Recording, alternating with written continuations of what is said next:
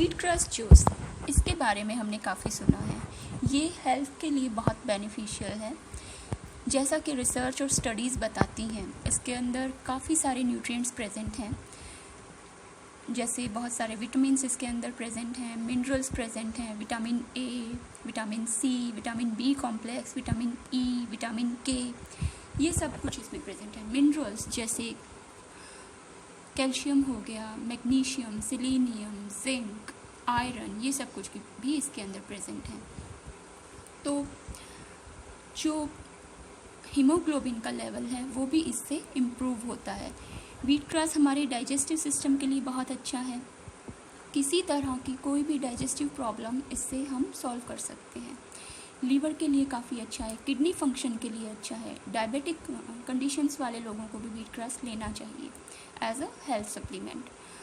और बहुत सारे बेनिफिट्स हैं, जैसे कि जो कोलेस्ट्रॉल लेवल है ब्लड का, उससे ये कंट्रोल करता है। हेल्दी जो कोलेस्ट्रॉल है उसको बढ़ाता है, हेल्दी फैट्स को इंक्रीज़ करता है हमारी बॉडी के अंदर, और डिटॉक्सिफाई करता है बॉडी को, इम्यूनिटी इंक्रीज़ करता है। एंटी इन्फ्लेमेटरी प्रॉपर्टीज़ इसके अंदर है। व्हीट ग्रास जूस को हम एज इंजेस्ट भी कर सकते हैं, प्लस इसको बॉडी के ऊपर भी हम यूज़ कर सकते हैं।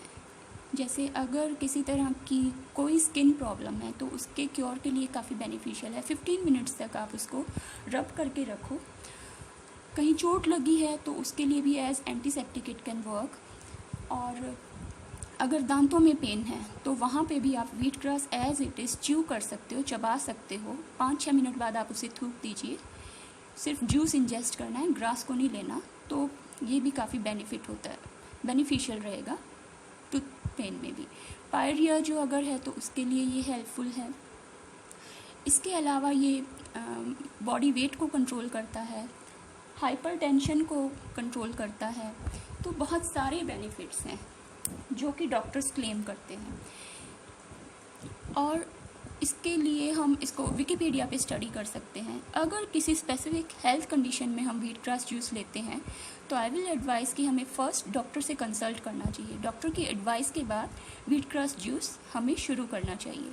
सबसे बड़ी बात, इसके अंदर प्रॉब्लम सिर्फ बैक्टीरियल इन्फेक्शन की आती है। तो अगर हम सफाई से इसको बनाते हैं, ग्रो करने में भी पूरा ध्यान रखते हैं, सॉइल जो हमने लिया वो बिल्कुल क्लीन है, साफ़ है, कोई कंटामिनेशन नहीं है उसके अंदर, मान लो कोई हमने केमिकल्स यूज़ नहीं किए हुए उस सॉइल में, कोई पेस्टिसाइड्स कुछ भी यूज़ नहीं किया हुआ, बिल्कुल साफ़ सॉइल है, तो ठीक है। मेनली इसके अंदर हम सैंडी सॉइल, जो रेतीली मिट्टी होती है, वो यूज़ करते हैं। तो सॉइल बिल्कुल क्लीन होनी चाहिए। दूसरा, हम इरिगेशन के लिए जो वाटर यूज़ कर रहे हैं, अगर वो भी आप सोचो कि फ़िल्टर्ड जो हमारा ड्रिंकिंग वाटर है वो यूज़ कर रहे हैं, तो बैक्टीरियल इन्फेक्शन आने के चांसेस बहुत कम हो जाते हैं। दूसरा, जब हमने हमारी वो ट्रे या जो भी गमला हमने तैयार किया है उसको हम सेफ़ जगह पे रखेंगे, वो भी एक मतलब बढ़िया रहेगा ताकि उसके अंदर कंटामिनेशन ना आए। तो अब हम शुरू करते हैं कि घर पे हम व्हीट ग्रास कैसे ग्रो कर सकते हैं। तो how to grow. First of all हम क्या करेंगे, जो व्हीट ग्रेन्स हैं, गेहूं के दाने हैं, जितनी अमाउंट हमें चाहिए, डिपेंड्स कि कितने लोगों के लिए हम तैयार कर रहे हैं, उस हिसाब से आप एक मुट्ठी गेहूं एक पर्सन के लिए इनफ रहेगी अगर आप एक टाइम लेना चाहते हो। डोज भी वेरी करती है अकॉर्डिंगली कि हम दिन में कितनी बार ले सकते हैं।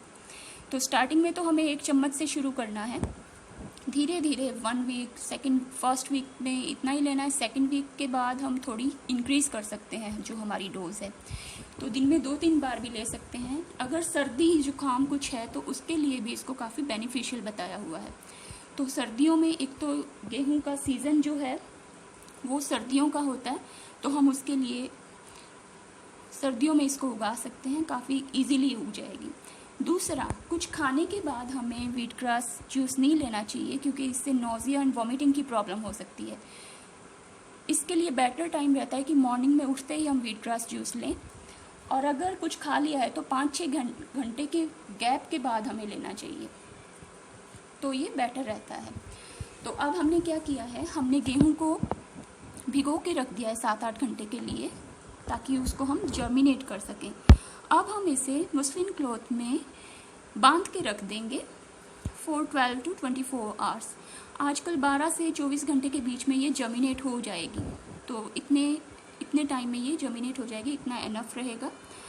अब हम क्या करेंगे, मिट्टी लेंगे किसी में भी, अगर हम गमले में लगाना चाहते हैं तो गमला ले सकते हैं, कोई ट्रे या प्लेट भी ले सकते हैं जिसकी डेप्थ एटलीस्ट 2-3 इंचेस हो। तो उसके अंदर हम जो सूखी, जो हम रेतीली मिट्टी या किसी तरह की मिक्स्ड मिट्टी, जो क्ले सॉइल है उसको हमें अवॉइड करना है। तो क्योंकि जर्मिनेट होने में फिर उसके जो है ग्रास को निकलने में थोड़ा प्रॉब्लम आएगी, तो रेतीली मिट्टी बेटर रहेगी। तो वो लेकर हम उसको बिछा देंगे। अब हम उसको गीला करेंगे, सॉइल को इरिगेट करना पड़ेगा सो दैट उसके अंदर कुछ नमी बनी रहे। अब हम क्या करेंगे, जो हमारे जर्मिनेटेड सीड्स हैं जिनको हमने मुस्लिन क्लॉथ में बांध दिया था, गेहूं के सीड्स को, उनको इस गीली मिट्टी के ऊपर अच्छे से बिछा देंगे, एक परत सी बना देनी है। अब हम क्या करेंगे, उसके ऊपर फिर से सॉइल की एक लेयर बिछाएंगे इस तरह से, और अब इसके ऊपर पानी छिड़क देंगे ताकि ये गीला रह सके। अब हम क्या करेंगे, इस ट्रे को किसी सेफ जगह पे रख देंगे, कहीं पे इंडोर भी रख सकते हैं, किसी रूम में या बरामदे में, बाहर भी रख सकते हो अगर वहाँ पे किसी जानवर का या बिल्ली या किसी का भी उसको छेड़ने का डर ना हो। तो इसे हमने सेफ जगह पे रखना है। इसके बाद इस ट्रे को या गमले को हमने डेली पानी देना है अकॉर्डिंग टू रिक्वायरमेंट, कि वो नमी उसके अंदर बनी रहे। ये लगभग 3-4 दिन के अंदर 3 से 5 इंचेस की लेंथ ले लेती है। तो अब हम क्या करेंगे, इस लेंथ को आने के बाद हम इसको काटेंगे और जूस बनाएंगे। तो अब हमने क्या किया, ग्रास को काट लिया है। काटने के बाद हम इसको अच्छे से क्लीन वाटर से वॉश करेंगे 2-3 बार, ताकि किसी तरह की कोई मिट्टी या बैक्टीरिया वगैरह कुछ इसके अंदर रहे ना। ठीक है, 2-3 बार इसको अच्छे से धोने के बाद हम इसको ग्राइंडर में डालेंगे।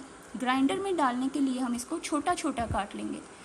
छोटा छोटा इन द सेंस कि जैसे हम पालक की सब्जी काटते हैं या सरसों का साग काटते हैं, उस तरह से अगर छोटा छोटा काट के ग्राइंड करेंगे तो इजीली ग्राइंड हो जाएगा। बड़ा बड़ा काट के करने में थोड़ी प्रॉब्लम आती है।